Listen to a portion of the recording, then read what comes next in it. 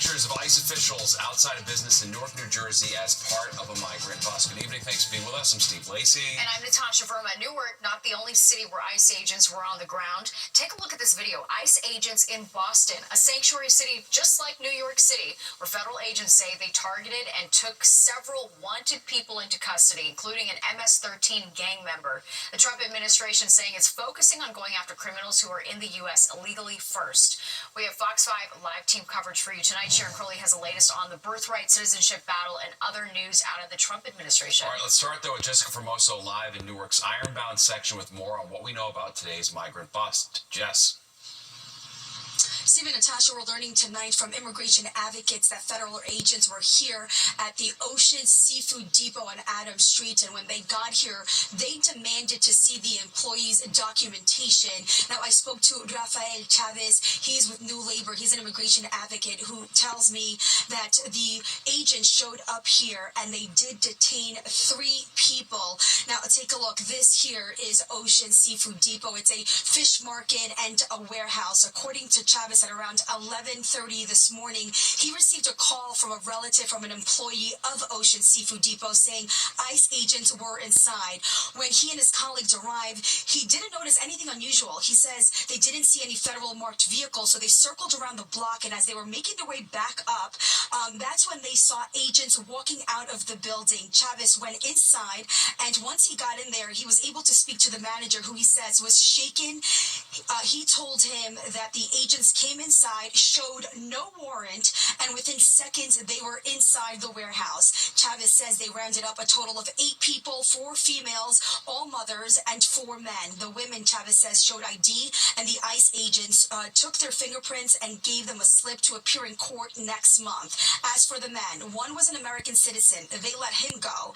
The other 3 had no documentation on them, and Chavez says they were detained.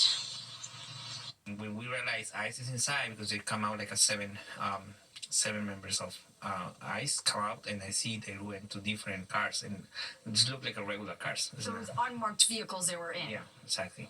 And nowhere in their vehicles did it say ICE, DHS, nothing? None of singles of that. The manager was in shock. He was like, basically, like, he don't know how to react. And then there's the other thing that we need to educate also the managers or the owners of the small business, how can react and how can defend their workers in the workplace.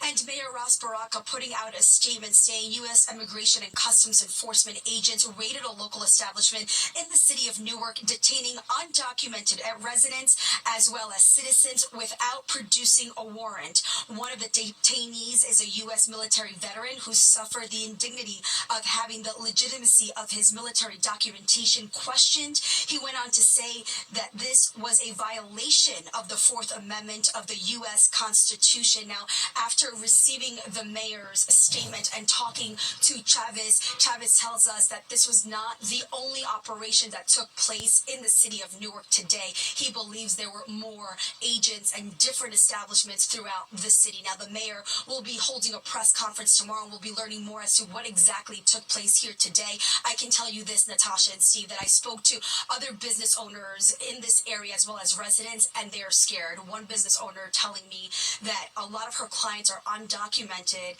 and she's afraid now for them, and also believes that not many people will be coming into her business because of what happened here today. That's the latest I have from Newark. I'm Jessica Formoso, Fox 5 News. Natasha and Steve. All right, thanks, Jessica. And Fox 5 Sharon Crowley's here now with the latest in reaction from the president tonight.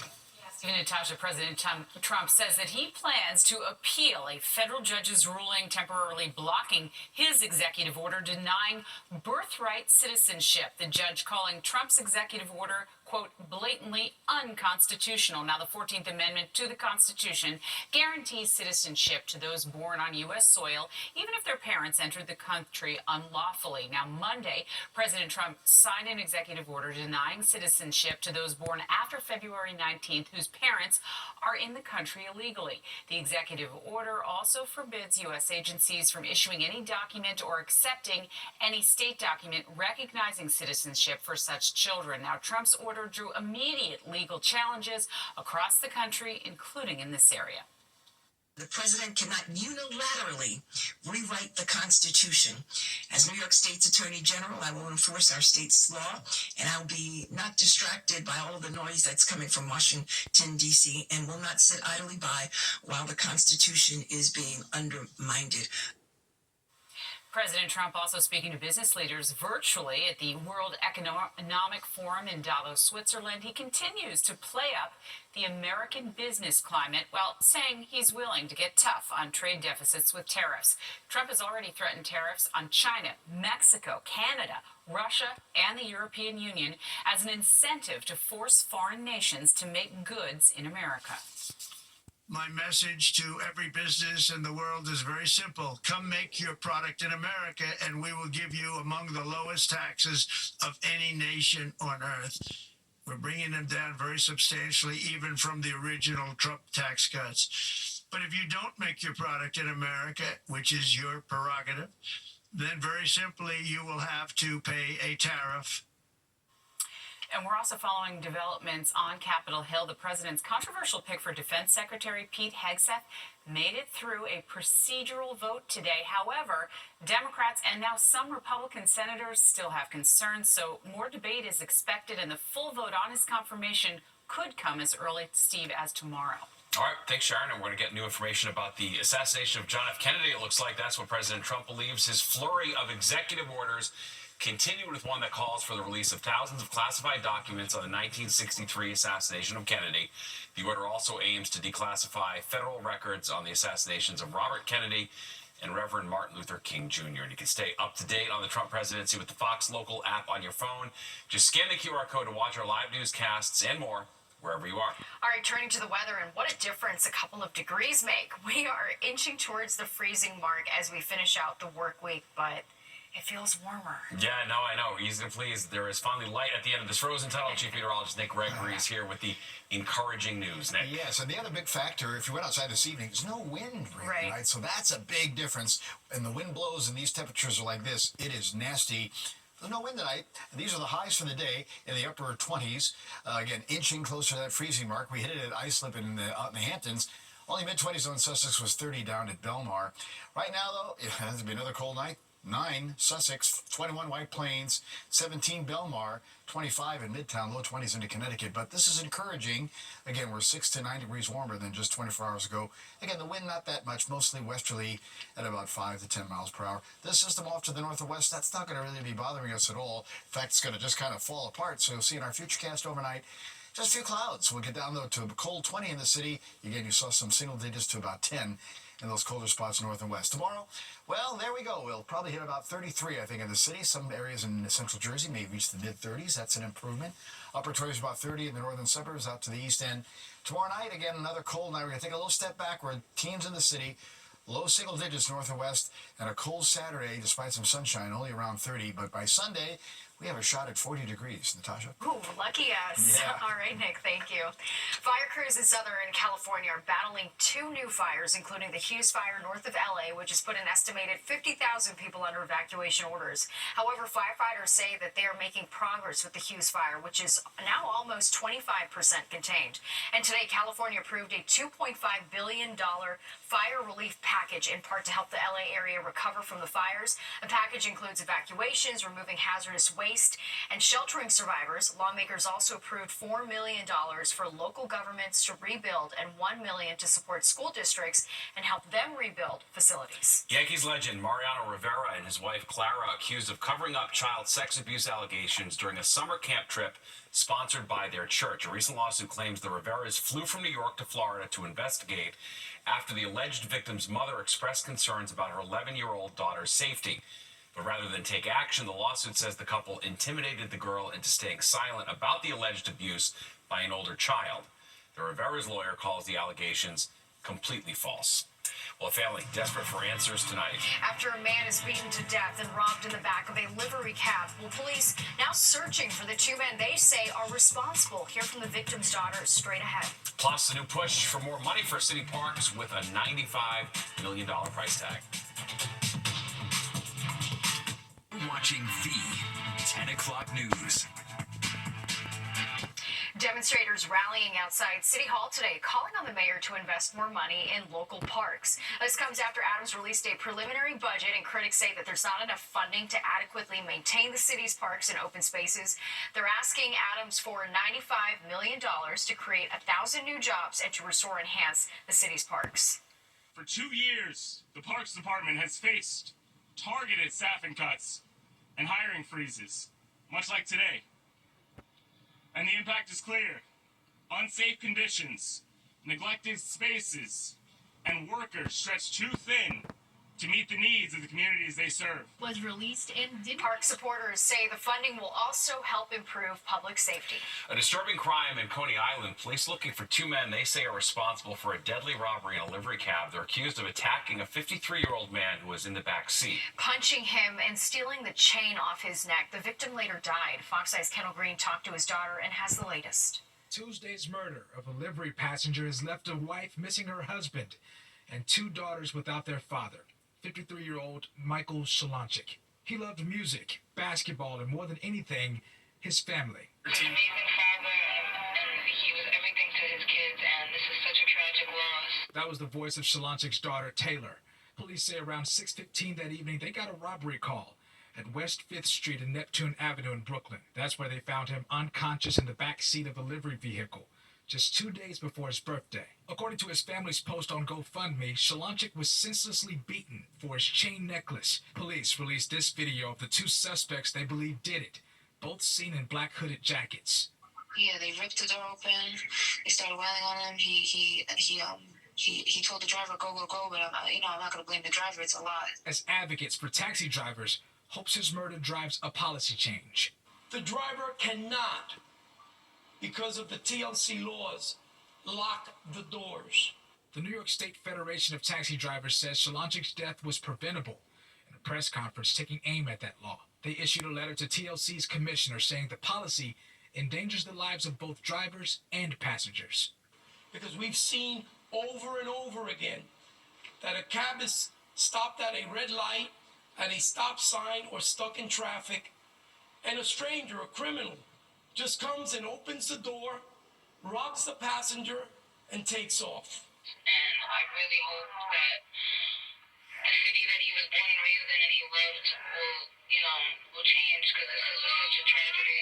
In Brooklyn, Kendall Green, Fox 5 News. Well, the NYPD investigating a deadly assault and stabbing in Brooklyn. Sky Fox was over the scene in Bushwick. Investigators say around 3:30 this afternoon, a group of people assaulted a 24-year-old man and then stabbed him in the chest on Halsey Street. No arrests have been made. The FDNY marking the 20th anniversary of Black Sunday today, one of the darkest days in the history of the department. In 2005, Richard Sclafani died while fighting a fire in East New York, and on that same day in the Bronx, 6 firefighters were forced to jump from a 4th-floor window of an apartment building after being trapped by flames. Curtis Mayron, John Bello, and Joseph DiBernardo died from their injuries. FDNY officials, along with families and friends of the fallen firefighters, gathered to remember them today. All right, let's get a check of the forecast now with Nick. I had family members in Texas tell me, I don't know how you guys up north do it, because they're dealing with this dealing with it too, right? Yeah. We're just built different. I mean, they said everything in Texas is suspended. No one is moving outside. No work. They're not used to it, right? They don't have the snow plows and the crews to get rid of that stuff once it falls. I guess the good news, though, down there is that it got into the 50s today. Wow. So maybe some good melting is taking place, right? That's good. Yep. And even New Orleans warmed up today. They got up into the upper 40s, and they're going to be in the 60s this weekend. So again, their 10-inch snowfall will disappear pretty quickly. 28-17 today. Well, we're not just if we had snow, certainly you see it's still on the ground here because these temperatures are not come above freezing for quite some time. Should be at 39-27. We're going to get back there. It's take another couple of 2 days or so to get that, though. 63 -3 in the records department. Right now, 25, clear sky, light west wind, humidity's dry, pressure. That's good, strong, steady reading there at 30.14 on the barometer. We're down to 17, though, at Belmar, and 9 in Sussex, so it is going to be another, relatively very cold night here. We're talking, mid-teens to about 20 around town, 24 out in the Hamptons right now. So, again, not as cold as recent nights, not much wind. That's the other big story here. It's only about 5 to 10 miles an hour. So, again, there's not as big of a wind chill factor, but the air temperature is just cold enough as it is. All right, today we crept a little closer to freezing. In fact, we hit freezing at Islip out towards East Hampton, but it was 28 in the city, upper 20s into Connecticut, and 30 at Belmar, even 30-degree readings there, Boston, Providence, back to the 20s in upstate New York. They, of course, in the teens recently. A big jump at State College. They went up 15 degrees from yesterday. Atlantic City at 30, 31 Washington, D.C., but still a lot of 20s out there as you go westward, Pittsburgh toward Chicago. So again, this is a small step process to get things warm. All right, mainly a clear sky now again. We have this disturbance off to the west, but that is not going to be coming our way. You see in the wide view, it's kind of falling apart here, right? So we're not really concerned about that at all. As we look at our futurecast here again, you're going to see that system just kind of disappears, and we'll see mainly a clear sky tonight. We'll see sunshine in here for tomorrow. Now, tomorrow, chunk of the area may get just above freezing. That'll be nice. Certainly central New Jersey, probably in the city too. North and west may stay in the upper 20s to low 30s. Here's Saturday. We're going to take a step backwards. A little bit colder air comes in, down in the teens in the morning, about 30 in the afternoon. But then eventually, again, things warm up starting on Sunday. 20 tonight in the city, but again, you saw already single digits in those colder spots north and west. Just a few clouds tomorrow. Beautiful sunny day. Again, 32, 33 for Midtown. And some mid-30s central New Jersey. Well, again, a step backwards Saturday at 30, but then 2 steps forward for Sunday, Monday, Tuesday. Hey, there's 40-plus degree temperatures. It is going to get a bit windy now starting on those days.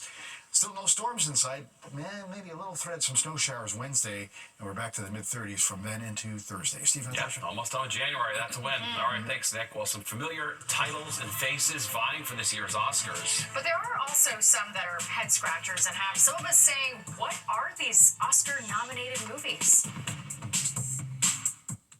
Nominees are... We now know the finalists for the 97th Academy Awards. Leading the way was Netflix musical Emilia Perez with 13 total nominations, including Best Picture. That's the most ever for a non-English film. The movie musical follows a cartel leader who disappears by transitioning to a woman. Another musical also coming away with double-digit nominations. Wicked scored 10, including Best Picture and acting nods for its stars Cynthia Erivo and Ariana Grande. The Brutalist was also nominated for 10 Academy Awards, including Best Actor for Adrian Brody. And Demi Moore celebrating her first ever Oscar nomination. She's up for Best Actress for her role in The Substance. The film has earned Moore some of the best reviews of her career, not to mention a Golden Globe win for Best Actress. That movie is a whole journey. I gotta see that.